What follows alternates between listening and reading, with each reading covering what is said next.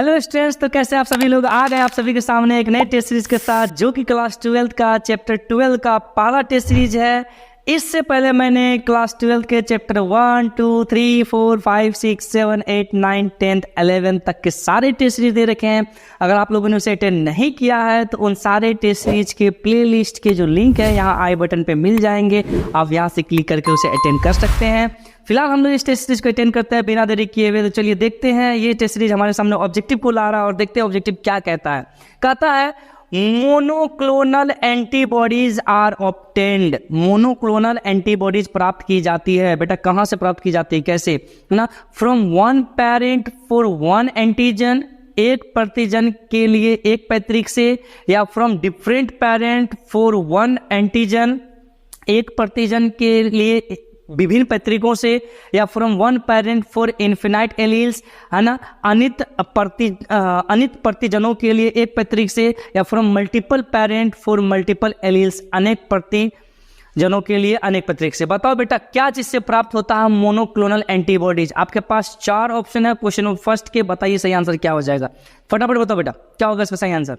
Comment box में लिखो फटाफट जी। इससे पहले वाले सारे टेस्ट को भी अटेंड करना, तुम लोग अगर अटेंड नहीं किए हो तो शुरू कर लेना, एक बार रिवाइज हो जाएगा, ठीक है। चलो क्या होगा? बेटा इस क्वेश्चन का सही आंसर हो जाएगा ऑप्शन नंबर ए में टिक आउट कर लो। From one parent for one antigen, एक पेरेंट के लिए एक एंटीजन एक पेरेंट के लिए हो जाएगा, ठीक है। तो यहां से आप मोनोक्लोनल एंटीबॉडीज तैयार कर सकते हैं, बना सकते हैं। ए नंबर में टिक आउट कर लेंगे। क्वेश्चन नंबर 2 आ रहा हमारे सामने, कहता T plasmid which is used in genetic engineering is obtained from. T plasmid जो अनुवांशिक इंजीनियरिंग में प्रयुक्त होता है वो डैश से प्राप्त होता है। क्या चीज से प्राप्त होता है बेटा बताओ? बैसिलस थुरिनजेनेसिस से प्राप्त होता है, बैसिलस थुरिनजेनेसिस से। इचेरिया कोलाई से प्राप्त होता है, इचेरिया कोलाई से। या एग्रोबैक्टीरियम राइजोम से प्राप्त होता है, एग्रोबैक्टीरियम राइजोम से प्राप्त होता है। या एग्रोबैक्टीरियम ट्यूम्फिशियंस से प्राप्त होता है। क्या चीज से प्राप्त होता है? आपके पास 4 ऑप्शन है, बताइए टी प्लाज्मिड इन चारों में से क्या चीज से प्राप्त होता है? फटाफट बताओ। क्वेश्चन नंबर 2 के 4 ऑप्शन है, 4 ऑप्शन में सही आंसर क्या हो जाएगा? फटाफट से बताओ बेटा, जल्दी बताओ क्या हो जाएगा बेटा। क्वेश्चन नंबर 2 का जो सही आंसर है वो हो जाएगा क्या? ऑप्शन नंबर डी, एग्रोबैक्टीरियम ट्यूम्फिशियंस, है ना, ये सही आंसर हो जाएगा option number D. Question number 2 का ऑप्शन नंबर डी सही आंसर हो जाएगा। डी में टिक आउट कर लीजिए, इसी से प्राप्त किया जाता है टी प्लाज्मिड। चलिए अगले क्वेश्चन तक बढ़ते हैं। क्वेश्चन नंबर 3 आ रहा है हमारे सामने, कहता है नेचुरल जेनेटिक इंजीनियरिंग इज, प्राकृतिक अनुवांशिक अभियंता है। मतलब प्राकृतिक अनुवांशिक इंजीनियरिंग क्या है बेटा बताओ? बैसिलस सबटाइलिस है, बैसिलस सबटिलिस है, या सीडोमोनास स्पीसीज है, सीडोमोनास प्रजाति है, या इचेरिया कोलाई है, या एग्रोबैक्टीरियम ट्यूम्फिशियंस है, एग्रोबैक्टीरियम ट्यूम्फिशियंस है। बताओ क्या है? आपको प्राकृतिक इंजीनियरिंग के बारे में बताना है, नेचुरल जेनेटिक इंजीनियरिंग के बारे में बताना है कि चारों में से कौन सा नेचुरल जेनेटिक इंजीनियरिंग होता है। बताओ 4 ऑप्शन आपके पास। क्वेश्चन नंबर 3 के सही आंसर क्या हो जाएगा? फटाक से बताओ बेटा। हाय क्या हो जाएगा? जल्दी जल्दी बताओ। यस बेटा क्वेश्चन नंबर 3 का सही आंसर हो जाएगा क्या? तुम बताओ। ऑप्शन नंबर डी, एग्रोबैक्टीरियम ट्यूम्फिशियंस हो जाएगा, एग्रोबैक्टीरियम ट्यूम्फिशियंस। टिक आउट कर लो ऑप्शन नंबर डी। चलिए क्वेश्चन नंबर 4 की तरफ बढ़ते हैं। क्वेश्चन नंबर 4 हमारे सामने आ रहा था, विच insect group is affected by BT toxin.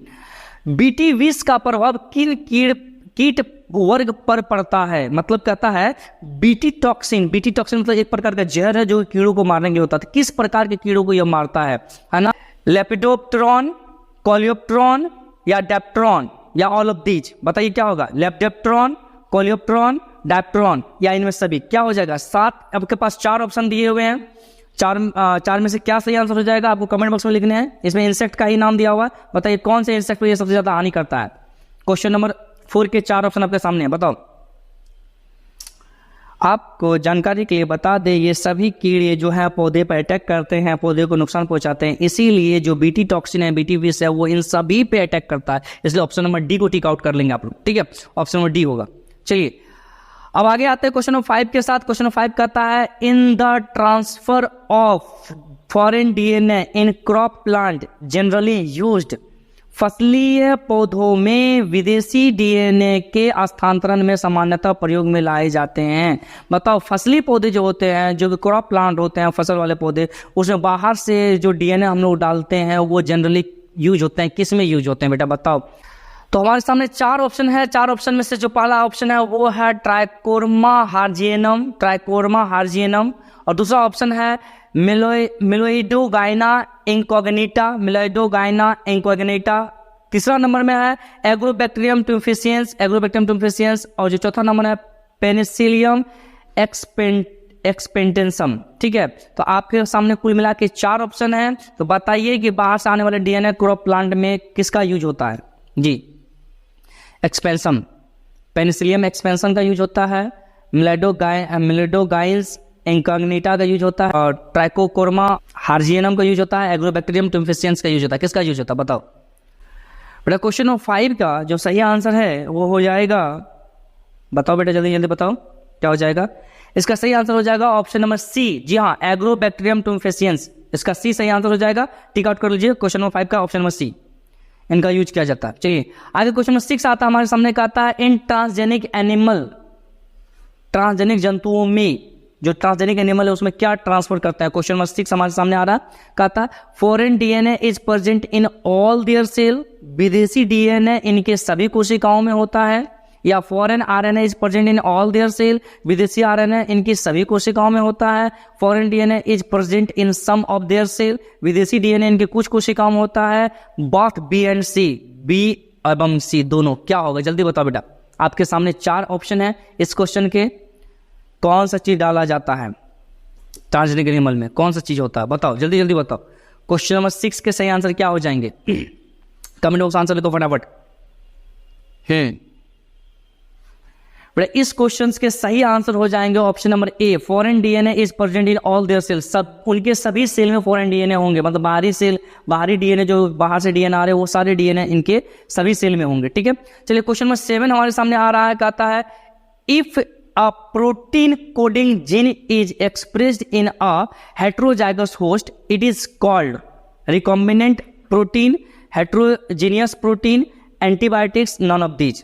ठीक है, क्वेश्चन मैं हिंदी में पढ़ देता हूं। कहता यदि कोई प्रोटीन कूट लेखन जीन किसी विषम जात परपोषी में अभिव्यक्त होता है तो उसे कहते हैं पूर्ण योजक प्रोटीन, विषम जात प्रोटीन, प्रतिजैविक प्रोटीन, इनमें से कोई नहीं। कहता है यदि कोई ऐसा प्रोटीन जो कि प्रोटीन कोड के अंतर्गत आता है, अगर वो किसी हेटेरोजाइगस बॉडी के अंदर डाल दिया जाए तो वो क्या शो अप करेगा, या उसे क्या कहते हैं उस प्रोसेस को, है ना? पूर्ण योगज प्रोटीन कहते हैं, विषमजात प्रोटीन कहते हैं, प्रतिजैविक प्रोटीन कहते हैं, इनमें से कोई नहीं। बेटा बताओ क्या होगा? रिकॉम्बिनेंट प्रोटीन होगा, हेटेरोजेनियस प्रोटीन होगा, या एंटीबायोटिक्स होगा, नन ऑफ दिस होगा? बताओ, आपके पास 7 नंबर क्वेश्चन के 4 ऑप्शन है, 4 ऑप्शन सही आंसर क्या हो जाएगा? फटाक से बताओ बेटा क्या होगा? कमेंट बॉक्स लिखो, फटाफट लिखो, जल्दी लिखो। हमारे महान देश के महान विद्यार्थियों, छात्रों, जल्दी बताओ क्या हो जाएगा इसका सही आंसर?